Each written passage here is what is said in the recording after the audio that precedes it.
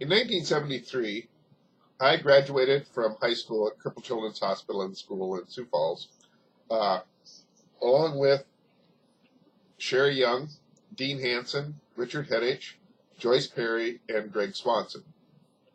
I was part of the last group to graduate that had polio victims as part of the graduating class. Myself, of course, had polio, along with Sherry Young and Richard Heddich.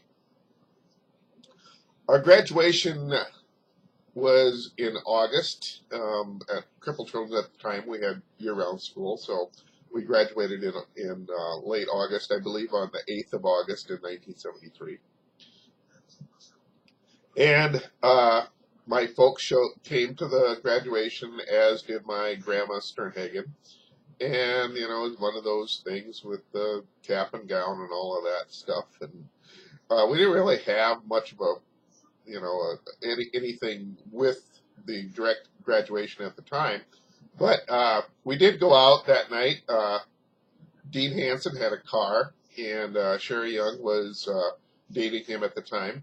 And the three of us, went on a graduation excursion that was interesting to say the least.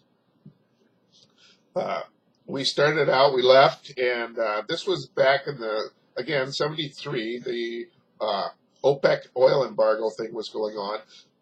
So a lot of gas stations weren't open all night. Well, we had Dean's folks had brought along, and we had, I think, at least a six-pack of beer, maybe a little more, I don't know, maybe two, and some hot dogs, and some chips and buns and stuff. And Dean had one of those little portable charcoal grills and some charcoal.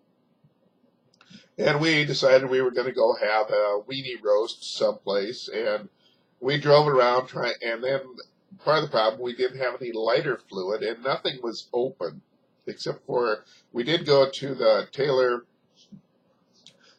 truck stop on North Cliff in Sioux Falls, and we got a pop bottle full of gasoline, that's what we used. And I got to carry that around in my lap to keep it from spilling. I did find a cap for it, but the old pop bottles at the time, it wasn't a screw-on type, it was just a pop-on type, so I just kind of popped it on there and it worked very well. We drove around for hours trying to find some place where we could go, and we finally found this field that was mostly plowed on the one side or whatever, where we actually felt we could get the car in there and do a little barbecue thing without, starting a big fire. It was also a fairly dry year that year, so we were trying to be careful of that. We wanted to be away from population any place. Someplace over in Iowa, I really don't know where. And so the little gas Dean put out right beside his car.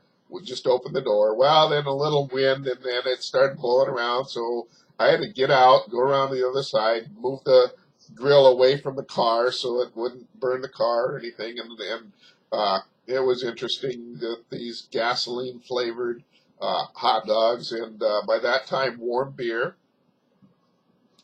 And we then had to go back into Sioux Falls. By that time, we were running low on gas, and we were on the wrong side of town because her folks had come from California, and they were staying in a hotel over on the west side of town. And so we were on 12th Street. I'm not sure what hotel, but it was in that 12th Street right off the interstate off of 29 right there. And so Dean and I then dropped her off, and then we sat in the parking lot of the truck stop there, which wasn't open and didn't open till 7 a.m. And this was about 4:30 when we got there.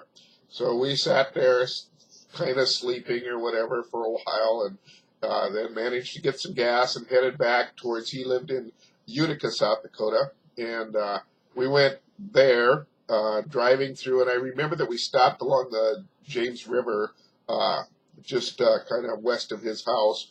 And he had a .22 pistol that we spent a little time sitting there at shooting at birds on the river and stuff.